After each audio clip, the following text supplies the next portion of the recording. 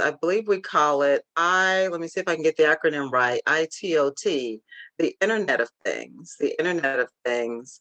And in a nutshell, what it means is we love to Wi-Fi everything. Correct. Nowadays, you can get different things, different devices where you can turn your lights on during the day. You don't even have to be home. You could just flick them on. There are some people that will connect Wi-Fi to their doors, and they will allow people to enter their doors by way of Wi-Fi. And we have to realize anything connected to Wi-Fi can be hacked. And so you have to be careful. Cameras, we have security cameras in our home. Don't put them in a bathroom or somewhere where you could be walking by and half dressed. Really be careful with the type of things that you connect to the internet, just as we see with cars and how the key fob could be tapped into and or car stolen just from that rewiring. And so you just be surprised.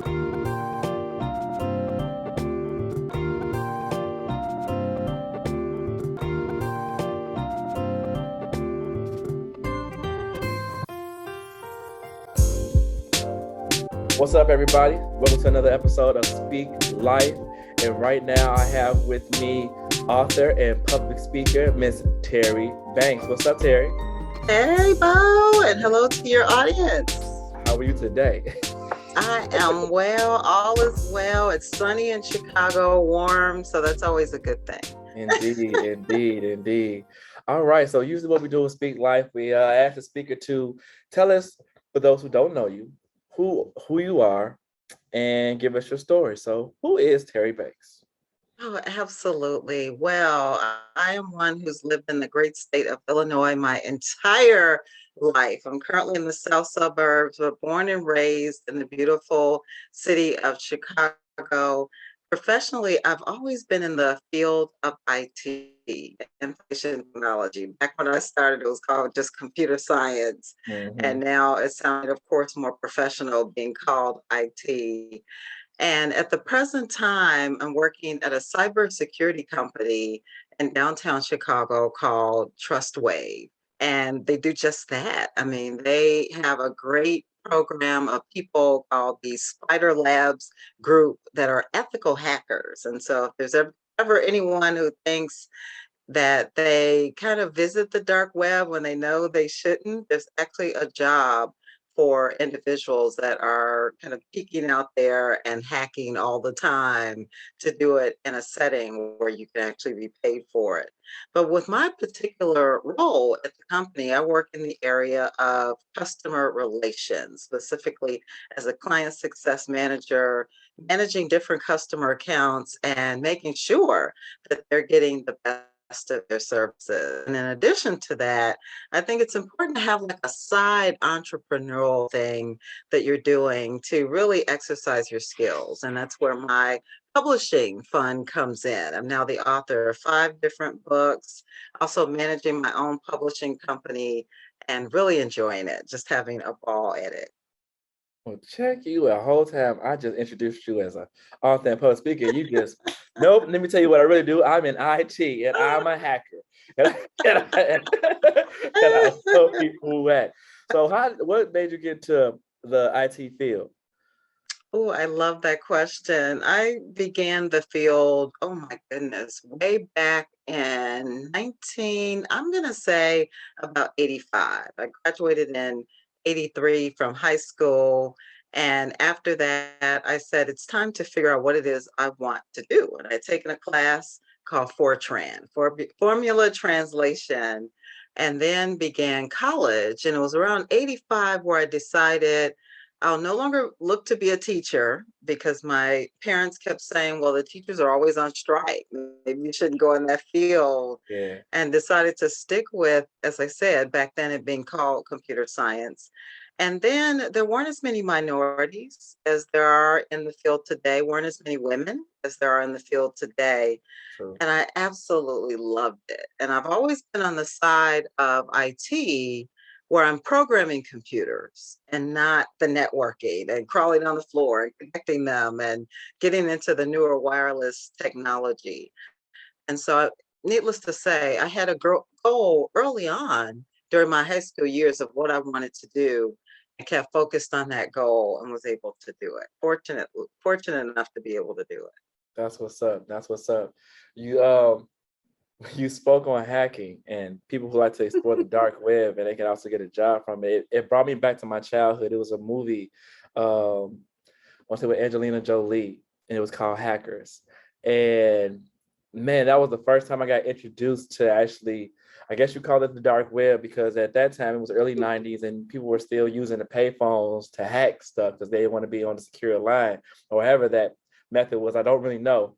But it always interests me to talk to folks who are into hacking. Like, that is pretty cool that you can use the back door, sort of say, and just manipulate someone's files, network, and then to say, okay, I'm good at it. I can get a government job or a job for someone who does cybersecurity. That's the flip side to the whole situation. I think that's very cool how that works out. So in your profession, you say you work with customer relations. So are these clients that are like actually looking for security measures for their network or their servers and whatnot? Am I on the same page with that? Oh, absolutely. You're definitely on point. And, we think about it just as consumers and we consider what are some areas that we're in every day that could be most hacked. And on the surface, we tend to think, oh, it's our banking information for sure. And it's actually not. It tends to be more of your healthcare information that is some of the most hacked data, where people can see your health records, they can get to just everything. But when you look at different companies, they're educating their individuals that are there, not just the entire workforce, but again, just one on one, anywhere from like the smallest thing. I remember when I first came to my job and they were talking about just our ATM card, just our ATM cards or our credit cards and the little chip that's in there. And Mhm, we may toss it at the end of the expiration date, not thinking mhm. anything of it. But someone could actually, and this was tested out by our wonderful Spider Labs group, they could pick out the chip, put it inside of another card, glue it, gorilla glue it, whatever, and that chip be usable. And someone take your identity just that Wait, time out, quick. time out, time You out, think one on one, time out. Wait, no. So you're saying that, I'm sorry I interrupted you, but you're that fine. just blew my mind. So you're telling me that chip that they made everybody get on the card can still be used. So that's supposed to be a security measure, correct? That's for Yes, security. So you're telling me I yes. don't shred the card, someone else finds it and says, oh, gold mine, and they put that on another card and they have your information? They They can have still use the all card? of your information. They can still use the card, and we don't think about it. And so, needless to say, I tell people at the chip through the chip before you toss the card, because otherwise, someone can just use the chip to get to your information. And then, one other thing I could share with you and your audience is I believe we call it let me see if I can get the acronym right, ITOT, the Internet of Things, the Internet of Things. And in a nutshell, what it means is we love to Wi-Fi everything. Correct. Nowadays, you can get different things, different devices where you can turn your lights on during the day. You don't even have to be home. You could just flick them on. There are some people that will connect Wi-Fi to their doors, and they will allow people to enter their doors by way of Wi-Fi. And we have to realize anything connected to Wi-Fi can be hacked. And so you have to be careful. Cameras, we have security cameras in our home. Don't put them in a bathroom or somewhere where you could be walking by and half dressed. Really be careful with the type of things that you connect to the internet, just as we see with cars and how the key fob could be tapped into or car stolen just from that rewiring. And so you just be surprised at like the smallest little things we don't think of You know that what, can be Terry? hacked. I'm not surprised. I'm gonna tell you right now, I'm not surprised. I geek out on this type of stuff. I'm so glad that we're here right now before we get into the book stuff. But I'm glad we're here right now because I geek out on this stuff. I watch science fiction movies all the time, and life imitates art and vice versa. So when you see movies like Die Hard or a movie where the supervillain hacks the computers and cars and drives them off. What? Yes. Or they let me go into this and now boom, I'm in your home and I'm locking all the doors. Now you can't leave unless you break a window. Or you know, all these things. It's I'm watching it. true. Look, Terry, I don't play with that type of stuff. I'll be very honest and transparent with you. Ain't too much stuff with Wi-Fi in my house. I can't play like that. I'm not one of those people who say like I want to live off the grid, but low key, I kind of want to get off the grid because when you have so much access to a person, technology makes everything so accessible. But you have to think of the flip side of that coin. Yeah, you have a lot of access to everything and fast speed, you can gain a lot of information, but on the flip side of that coin, they can do the same thing to you. And that's what makes me cautious on how I use Wi-Fi, where I put my data. I saw a documentary once. It was right after, I can't think of the gentleman, the dude that was one of the big leakers, not WikiLeaks, but I can't think of the gentleman's name, man, who was talking about how the government spies on us through data. And it was a documentary called Do You Trust This Computer? And pretty much it was saying how all these companies that we use on a daily basis, Facebook, Google, and all these have super servers with all our data on it. Not just for like, this is my password, this is my birthday, and this is, what I'm saying, what's my favorite school teacher name. No. They know and they have an algorithm dedicated to you for everything that you want. If you searching something, the same way that we can be conversing right now about white headphones, and next thing you know, we go on our timeline and this, do you want to buy a white headphone set? Here, check out this new set. This is a new company with white headphones. Like, man, it's trippy. It's awesome, but yeah, it's like I say, it has its balances, man. I don't play with that. The other side of that coin, I don't want to play with that. That's wow. That's wow. It's true, but it's not just Wi-Fi. I mean, there are people that are afraid to enter their data into anything. In any place where you put in a name, address, social security Oh number. yeah. And so that's why it's really important then to have a strong password. We hear it all the time, but we rarely use it.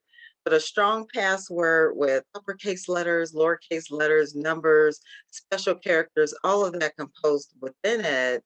And that helps. That helps a great deal. So that even if you are using Wi-Fi devices at home, they'd have to first tap into your network. And so if you Yeah. have a strong network password, that helps. So we don't want to be afraid or scare people into not using Wi-Fi or not using technology, because to your point, our data's everywhere now, it's everywhere. But if we use it wisely, change passwords often, all of it, and understand, the security risks, then hopefully we'll be all right. I had a saying right the time. I was noticing a couple years back just the influence of technology, because like I said, I love tech. So I'm watching and just observing humans. Like, man, everybody has an iPhone, everybody has a smartphone, everybody has some type of device or Bluetooth headset or a smartwatch or a Fitbit or whatever. And it's like, now when they ask you to do your password, they're like, here's a strong password for you, and you'll never remember it because there's so many letters and characters. It's nothing familiar with you. So if you forget it, you just SOL. It's like, man, no, that's never cool. But my saying was like, man, these smartphones are making us dumb. You know what I'm saying? It's more, and that's what the movie was about, saying like how dependent we are on computers. Like, we're unofficially cyborgs. This is Yes. attached to us. Our phones, our smart, all this stuff is attached to us. And we don't even think of it like that. But man, the next 20, 30 years, I'm excited to see where tech goes. But I'm also the flip side of the coin. I'm watching it, with a As with you a should, microscope. as you Yeah. should. Yeah. And anytime we can wean ourselves away, we should do it. Like I've I agree. started when I go out to dinner with friends to just put my phone up. and be able to have the one-on-one conversation and not use it so often because I mean, like you said, it's everywhere. We all have something. And now, of course, we know GPS technology tends to be in those devices too. And so people can track you. So it's just something. Hold on, before we go to the next subject, because we're talking about tech and security of tech. So as we're talking about being secure with this tech, have you seen these little Apple Pods where they can put it on your car or put it on your phone or put it on you and track you to know where you live, where you're going? And people are getting set up and robbed like this. This is Yes. what a world we live in. Yes. What a world. And the first place that I saw it, it looked really innocent. And the way it was explained is that you put the little device on like your kid's backpack, so you'd always know then where your children were. You could track them, but as you're saying, you can always then just track things. You know, track people, track vehicles, and then if people know you're away from your home, maybe they could break into your home, or if they know where you are, maybe they can, you know, maybe perhaps do something to you. So it's really scary. But as you said earlier, these things can work to our advantage. What if, God forbid, we're missing and someone needs to find us for real, you know, or if our car is stolen and we need to track down where our car is, we can then use that GPS technology. So, you know, it's the coin. You gotta look at the good with the bad. That's the only thing. That's you do. But I'm glad I have a friend in cybersecurity. You do. You do. This is great. Super excited. I always get excited when I get somebody in, a hacker or someone who's in cyber. Man, I gotta have friends in high places, man. Straight up. So I'm calling you Terry. I got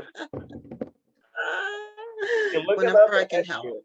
I heard that. All right. Nah, don't play with me. I got friends. Don't play with me. We can track you down. Oh, for sure. For sure. Get all in your business. If you won't, no, just play. You relax. It's true.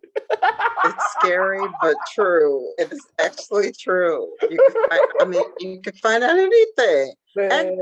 And I'll say this, that you know, what's also scary too is, you know, if someone just Googled me, you know, then they could find out who my family members are, where they all live, their ages, who they're attached to. Look, there's no privacy. It's none whatsoever. None whatsoever. If I Snowden, that's who it was. Snowden. When Snowden went crazy and put that all out there, that's when it hit the fan. And that's what I call being of it, like,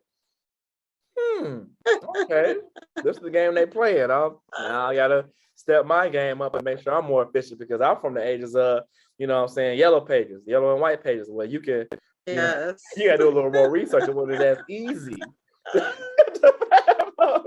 Now, in seconds, they'd have that same information. It's pretty wild. Yeah, it is wild times we live in. Wild times we live in. But like I said, I'm glad I got a friend in cybersecurity. All right. So with all the interesting going, so with all the interesting things going on in cybersecurity, what made you go into the side hustle of writing books and publishing? You know, that is such a great question. And I think all of us have so much on our mind. We have so many different experiences of things that we go through. And I have always found writing to help me.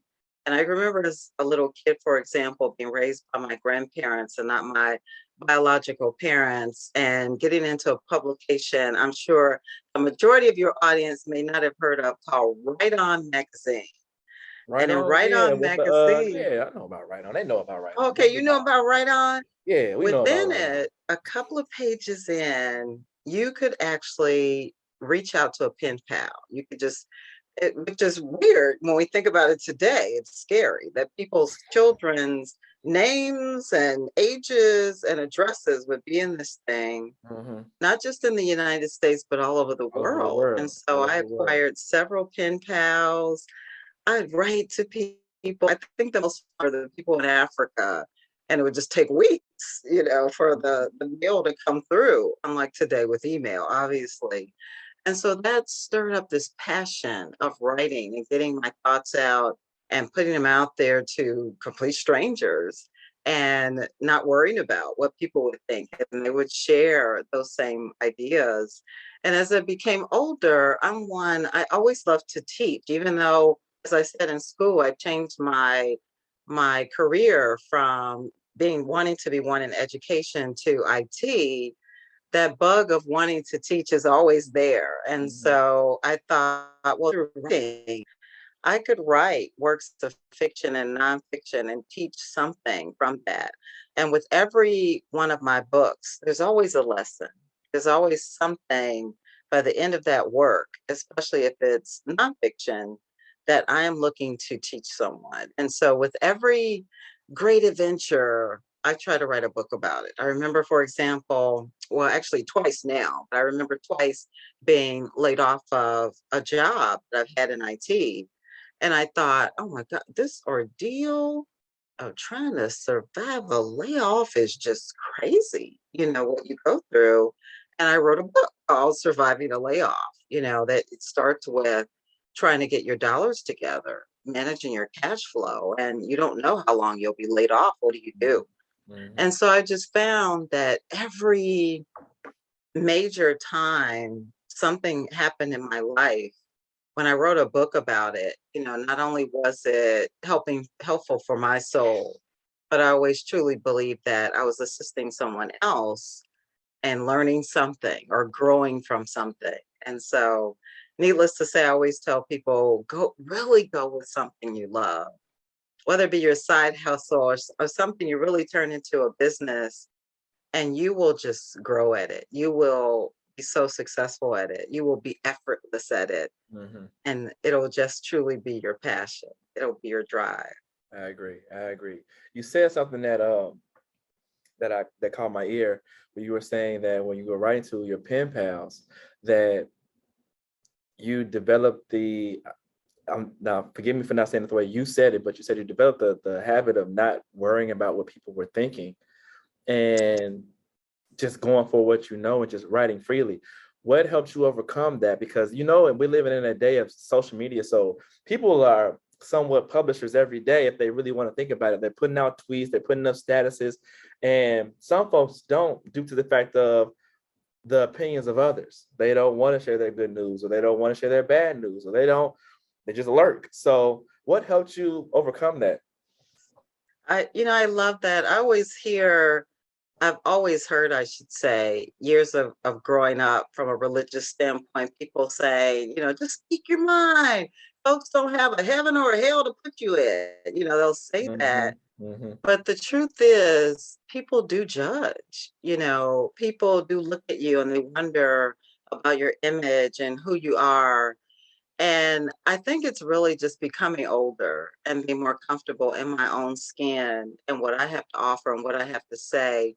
And especially being a woman, and I think especially being a Black person, sometimes you can be fearful in how people may receive you and just the way you look and just the way you act and something that you wear, and as I said, in the profession of IT, where women and minorities, sometimes you just don't see us. Hmm. And so I think just getting older, the older we get, the more you're like, oh, I'm just going to speak my mind and say what I want to say. Yeah, yeah. And I'm at a place now where I can honestly say that the people in my life are the people I really adore having in my life. And I learned so much from them. And what I love the most is that they permit me to be my authentic self. And I hope that they feel that I permit them to be their authentic selves also.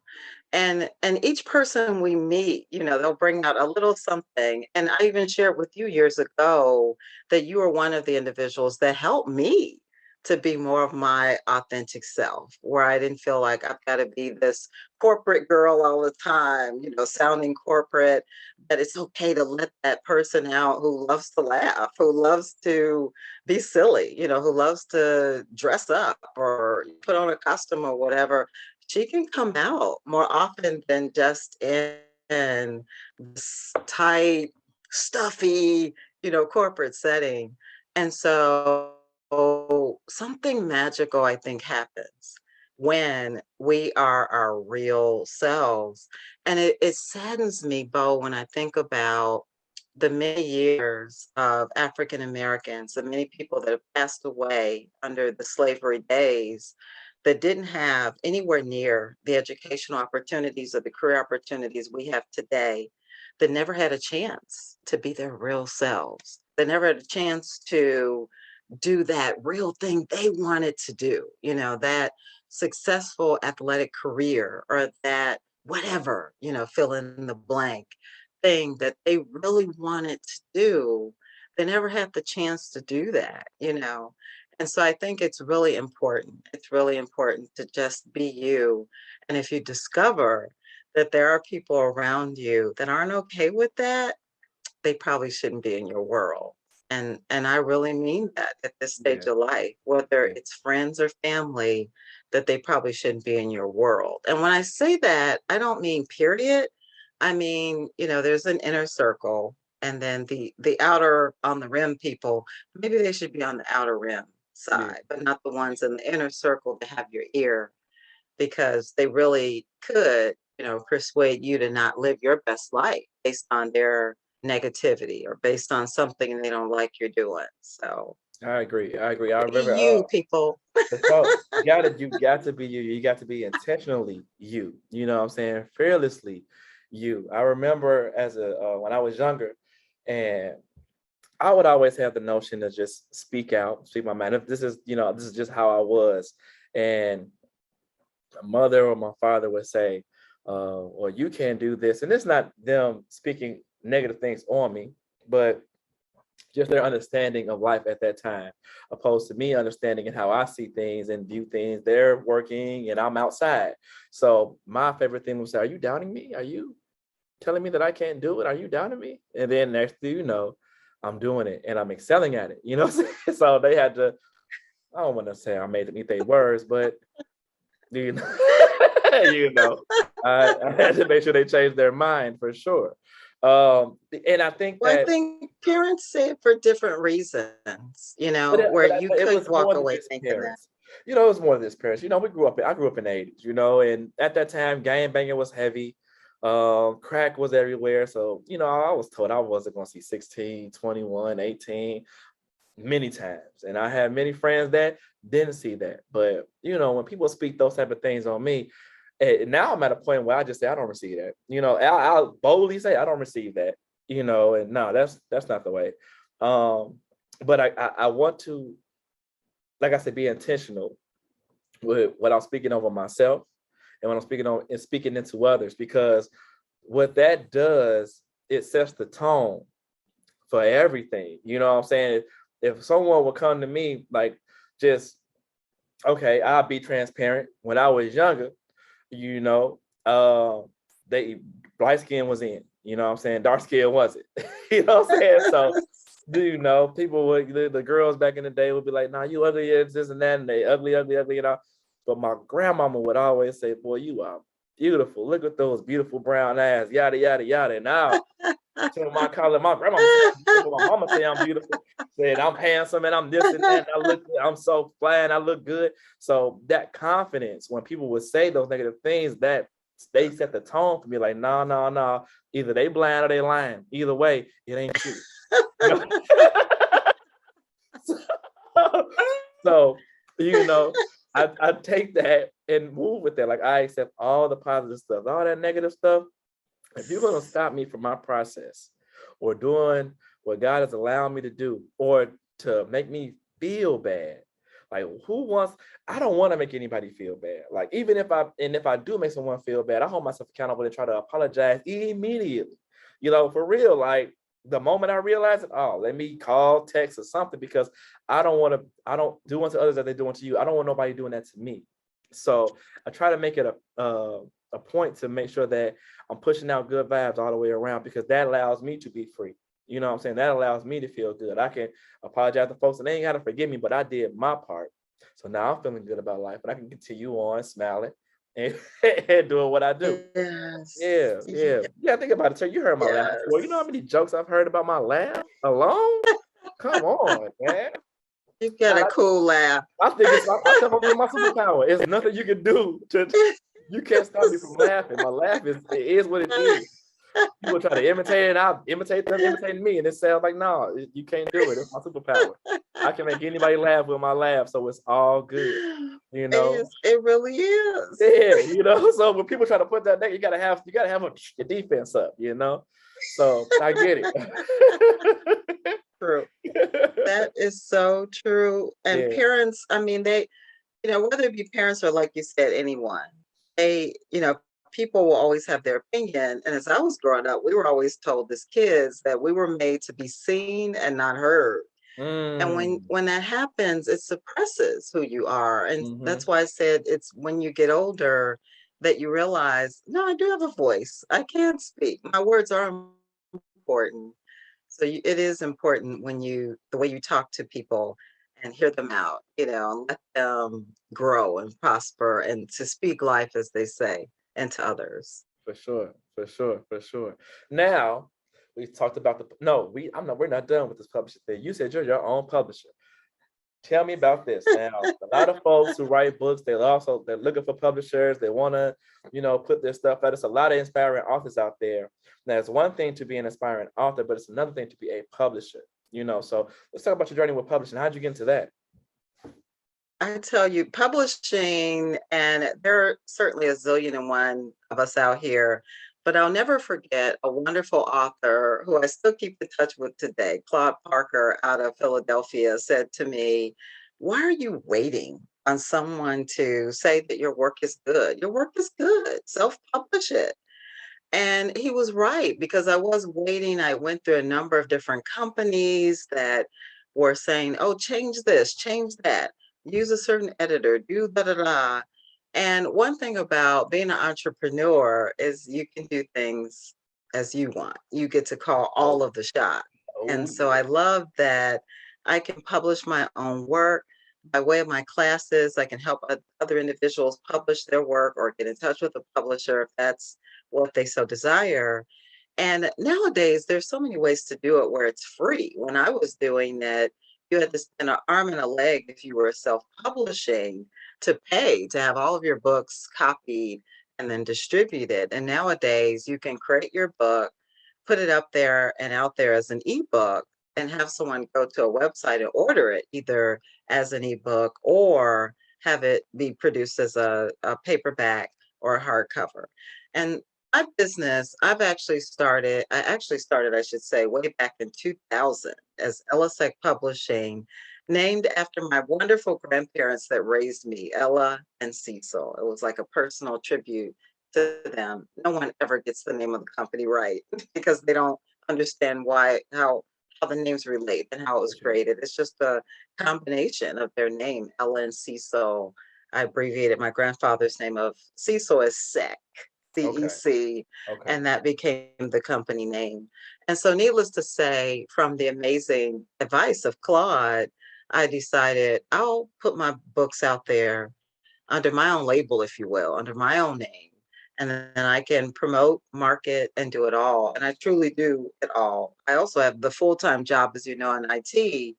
And so on the side, I'll still write my own books. I edit my own books, and then I will publish them and then market them myself. And the publishing is just making sure the copies are done, making sure they're out there and they can be distributed in various ways, and making yourself available, for book signings, different events.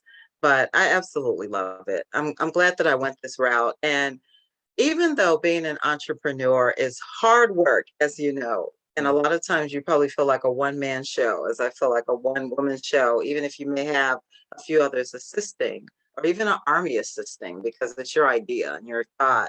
Mhm. It's a lot of work, but the rewards are just tremendous. You learn so much. You learn every aspect of your business, not just the work of the business, but the finances, all of it. And you truly grow from that. You really grow from that. You tend to not be able to learn that when you're working for someone else. Yeah, they close the door on a lot of things. So You know, they keep you employee, do this. These are your duties. But yes, I agree with you. As an entrepreneur, it gives you the opportunity to learn so many things, wear a lot of different hats, and it separates the mice from the men, as they say. You know, Oh, they yes. show you if you're really about the goal, then are you willing to put in the work to achieve that goal? You know, and when you're an entrepreneur, it's your personal attachment to it. It's more so like your baby. You know, are you gonna let your baby starve? You know, yeah, you wouldn't let your baby starve. So go ahead and take care of your baby. You know, Ah, do what you it's gotta do to take care true. of your baby. So yeah, I fully understand that. And you know, before I get into this next segment, but I was looking at your publishing and I'm like, man, you know, you're really inspiring me because I remember you telling me, you know, just being transparent again, you've helped me a lot with writing things and just making that transition because, you know, it's one thing to speak your thoughts and just get it out, but it's another thing to type, write it out because once it's out. You know, when I don't know, for me, at one point it was like I can speak it and it's okay. If I fumbled a word, I stuttered, or if I said something incorrectly, it's whatever. I can go back and apologize and fix it. But if that email goes out wrong, if that memo is out, oh, everybody sees and they're talking about me behind my back. And oh my God. Oh my God. Oh, I can't believe I just said that. You know what I'm saying? So, you know, but you helped me overcome that because I used to send things to you like, how does it look? How does this look? Let me know if I'm doing it right because you know it's from a person making transition to doing that job because like I'm done this for the club that we're in, Toastmasters, and also on a professional level for my businesses. But it's like I said, I don't want to represent anything in an improper way if I'm putting it out there. And you helped me build that confidence to say, "Oh no, it's good. You got it." And I'm really, oh, I didn't know. So Yeah, now, you do. thank you. But and now I'm at the Yes. point like, all right, Terry been telling me for a while that I should write a book. So now I'm like, okay, I want to start this book, and you've shown me different applications and things that I can use that are helpful to help me do this because my whole thing is about typing. And you was like, no, you can just speak it and they'll type it for you. Oh, okay. So I just found out with it's that Google Drive, Google Docs. That's what it is. Google Docs has a tool that you can use to get that done. So I'm going to start just playing with it, creating. I have an idea for a few books, but I'm just going to start speaking it and seeing how that correlates with the app. And if it integrates very well, then hey, man, I'm coming at you talk about publishing stuff. Okay, but you Do help it. me out Yes. for sure. Yes. For sure. So one thing that we didn't talk about, but we kind of played with and dropped a little hints here and there was public speaking and Toastmasters and how we know each other. Yeah. And we became friends with Toastmasters at our New Faith Toastmasters Club. And Toastmasters, for those who don't know, is a workshop about public speaking and leadership and developing leadership skills. Now, I joined Toastmasters, I want to say 9 years ago. Was that 2000 and I don't know, let me get the line. But it was two my kids were Sunday, so like 2013, something like that. We just throw a number out there, but I've been in there for a while. And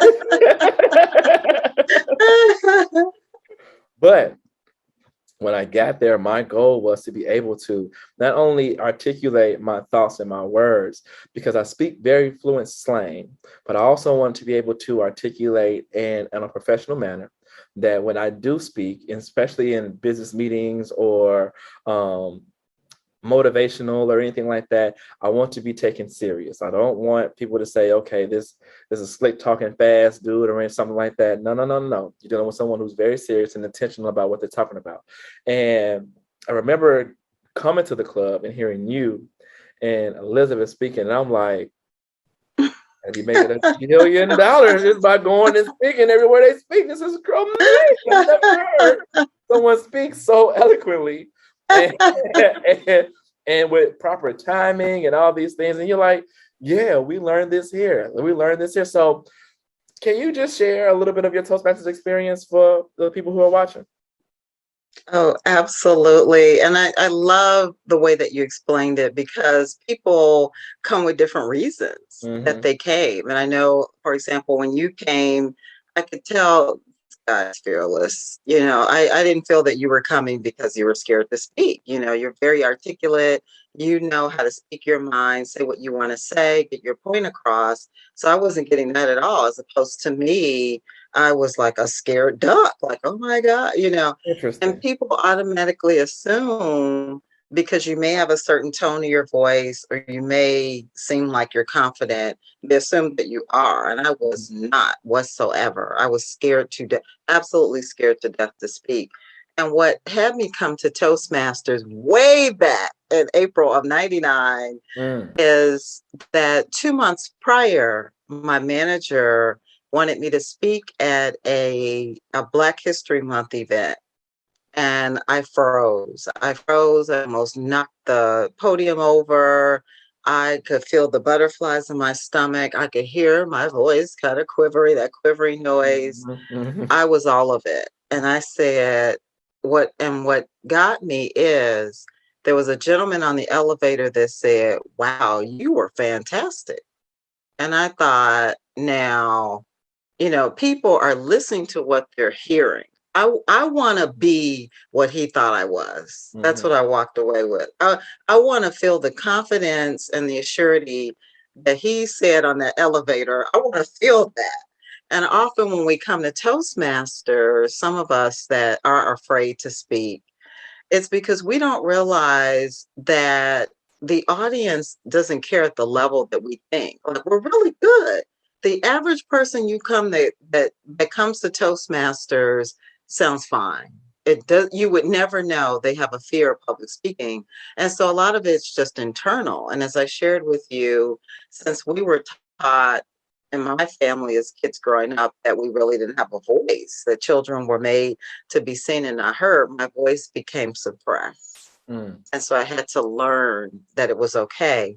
So that was a part of it. And then also some people that come, maybe they're afraid to speak at work. Again, especially as women, sometimes we'll be in the corner, we'll have this great opinion on something and we'll never speak it because we feel that we're not assertive enough. And so Toastmasters has really helped me to be a much better speaker, to not be afraid to say something, to not be such an emotional speaker, especially again as a girl. Mhm. Sometimes we become so emotional in what we're saying, we can't get the words out. It sounds like we're almost about to cry, or if we receive constructive criticism, it feels like we crumble. So it's toughened me up and taught me to be a more direct, my opinion counts, I can speak and say what I want to say type of speaker. And as you and I know, it has other aspects to it too, to improve your listening. We think Mhm. we're listening to people, and we're really not. We're really not. We need to do better. And it's taught me, especially We need to when do better. we do, especially when men. I love when men join the club because we women sometimes have listened. We really do. We must do better. And so it really teaches you through different things, as you know, that we do in the club, how to be a better listener. And the key thing I've always run from is how to be a better leader. And I've run from it because I don't like being responsible for other people's mess ups. Mm. Okay, And to be a okay. bit, I love all other aspects of leadership, helping people reach their goals, setting the example. I perform a certain way, and people say, okay, she got in the trenches. Okay, she's a decent leader. The aspect of leadership I don't like is that when other people aren't pulling their weight, or they're late, or they're not doing assignments, and you become the fall person because you're their manager. Mhm. That's the aspect I don't like. And so with Toastmasters, you learn, different skills that you can use to become a better leader through different things you have to do, anywhere from the officer positions, as you know, on out. And so it's helped me, but I don't want to be anyone's manager. I feel you. No, I feel you. You know what though, and I gotta agree with you on that because I've never been in a situation. Well, you know what, I have, and in previous businesses where um I'll have a type of leadership position and the team wasn't pulling their weight, or we'll have a situation where it's like, and how I would respond to it would be unprofessional. My ego would just be like, it was not, it wasn't healthy for the team, because at the same time, as a leader, you still got to make sure the team is on point, whether people fall off or people stay on or they fall back a little bit, you still have to be the leader. And with my ego, it just allowed me to, man, just mess up even more, to the fact that the goal wasn't, not only did the goal not get done, but the whole team is disbanded. But the company is over with. And that's never the way. That's never the way, It's hard. Yeah, it's never the way, unless it's, the way, then, then yeah. But no, there's other options. And I believe Toastmasters taught me that, because when you're president of a club, and when we have that winter season where folks drop out and membership is a little low, you still have those goals that you have to stick with. You still have team members that are still sticking with you, and you got to be that engine to make sure that we get to the next station. So, I developed that skill in my leadership roles. And now when those situations happen, it's the ego, it doesn't come out as much. It does flare up, and I've been praying about it. I ain't perfect. God's still working on me with that. But I'm aware that it's a problem. That's one. And now I understand my options on the next step. Okay, I'm aware of it. Okay, ego, emotions, ego, you had your moment. Now what's next? You know what I'm saying? You had your moment. Now we gotta still keep moving, so I'm thankful for Toastmasters to teaching me that, because, man, like I said, I've done it a few times, and like, you know what? Do it. I don't want to do it no more. And deep down, I still want to do it. Yeah, But if we're entrepreneurs, or if we're leaders, or if we're managers, or if we're vice presidents of companies and things of that nature, you got to carry out the position until the job is done. No one likes to quit anything. That's, I know deep down inside, you still feel like, I can't believe I quit. I just want to see it finish out. You know what I'm saying? But it's like, you got to finish it out. You got to develop that skill and that toughness and that mindset to say, you know what, it's bad now, but it can get greater later. Let's just figure this out. I'm not in it alone. I got a team. Forget it. Let's go. So I'm very grateful for Toastmasters. And I'm grateful for you too, because you and Elizabeth, y'all put me in some of my first leadership positions, and it was like, man, I ain't never did nothing like this. Come on, I don't want my ego to show up here. I don't want my ego to show up in the club. Oh Lord, it's over with. I gotta find a new club. But to God, it didn't happen like that. I stepped into the challenge, and y'all saw something in me that I didn't see. That's one.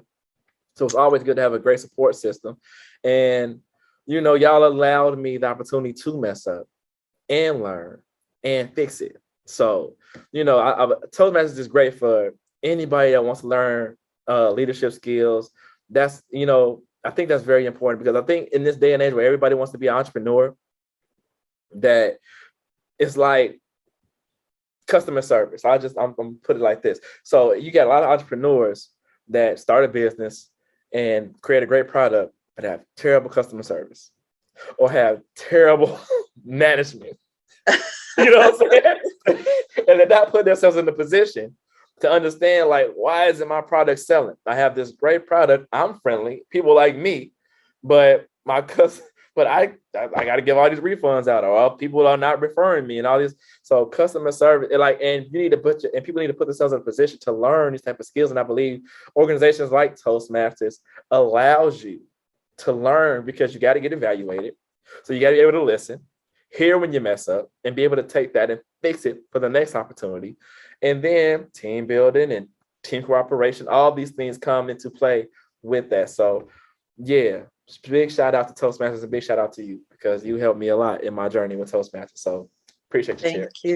Thank you. And as we know, it's about goal setting. That's what we eventually learn through Toastmasters. When you're over a group of people, you need to have some goal and direct people based on where they are and their skill levels.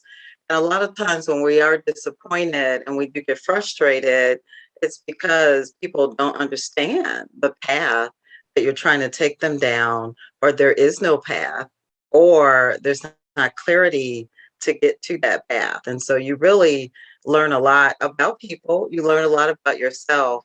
And as you said, when you hang in there and you work through, whether it be conflict or confusion or whatever, you really do wind up being in a much better place. You know, it's so easy to just give up and say, I quit, can't work with these people. You know, I mean, that's so Yeah, easy. And we could be yeah. the people, you know, it could be us that's difficult, you It's know. our problem. We're the one doing it.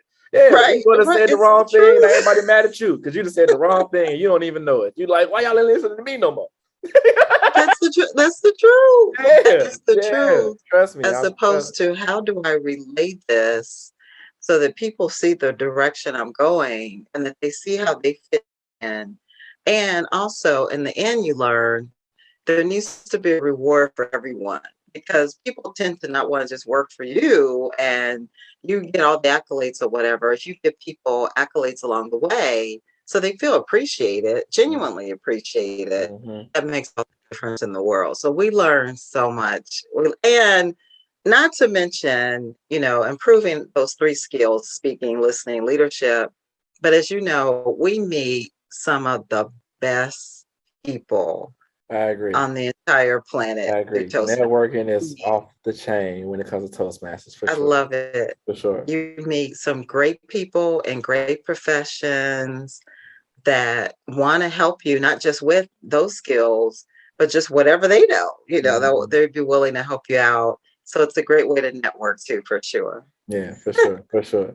Okay, so now we're at the section of the interview where we're going to talk about your goals. Now, folks have New Year's Eve resolutions and all that stuff, but we're a little different.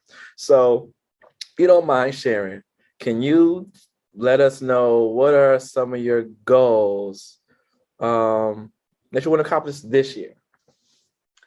This year for sure, and there's two main ones. Number one, I definitely want to promote my publishing business even more, especially with the online part of it, to be able to train individuals so that they can learn how to write their own books and get their own messages out. As I said, there's so many writers that are out there. We all have a story. And so I definitely want to do that for sure. And the second thing, being older and Lord willing, hopefully being able to become even older, I want to work more on the personal side of what will retirement look like, you know, to work on my health so that I can retire in a healthy way, to work on my finances so that later I'll be able to make sure I can pay bills and Mhm, have a little bit of backup, mhm, to also work on venturing out more, you know, to see more things and to go to different places, visit various states on out.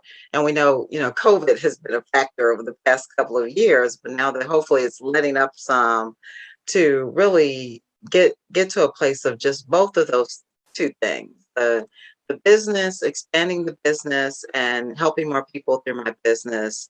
And then from a more personal level, reaching a place where I'm looking at retirement. What will retirement look like so that I can build myself now to get there for sure? And I think that's important, you know, as we look to our future, you know, a year from now, 5 years from now, 10 years from now, what do we want it to look like? Like your question was focused on for this year, but I think one thing that's always helped me throughout my life is to see beyond the current year where I really want to be, you know, 5 years from now, 10 years from now, whatever. And so I've always done that. I appreciate the now and love and bask in the now, but also really love to plan for the future. So I'll be doing both of those things this year for sure. I dig that. And that's funny that you said that because I usually go year, then 5 years and cap it off at 5 years. But you already knocked out, but that's how professional you are. You Terry. All right. Well, I think that's great.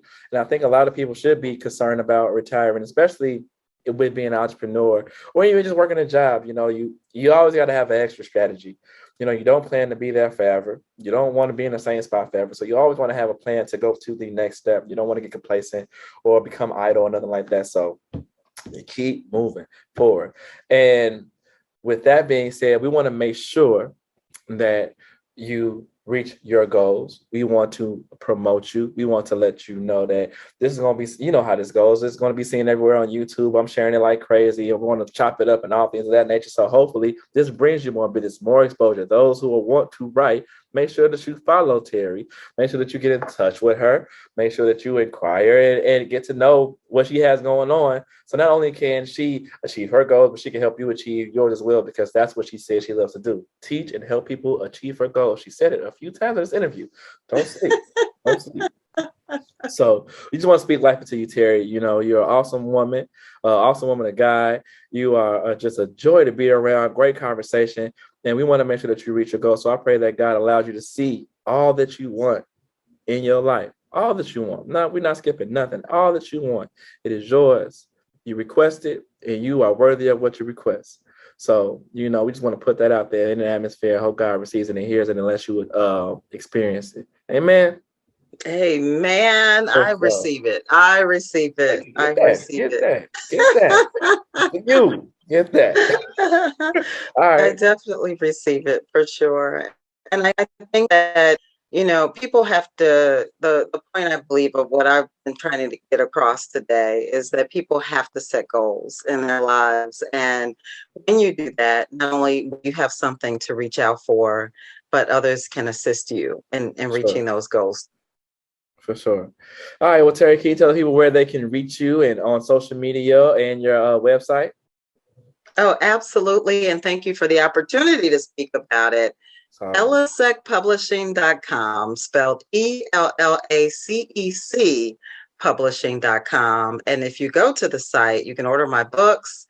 I have a t-shirt for one book called I've Got a Testimony. You can sign up for my classes and you can reach out to me. There's a contact us type form that's there. If you have questions on publishing, I can help you with, let me know. You can subscribe also to receive my emails where I tend to send discount promo codes on my classes. And so definitely do so. And I'd be more than happy to assist you. I will be responding personally. Outstanding. So y'all make sure y'all hit Terri up, okay?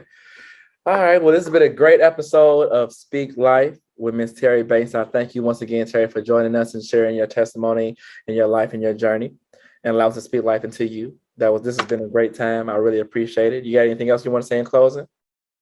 I will close saying if I can ever give assistance to you, my dear friend Bo, or your family, you know how to reach me. Don't hesitate to reach out. You know it. All right, y'all. This has been a great episode of Speak Life. Until next time, later on. Bye.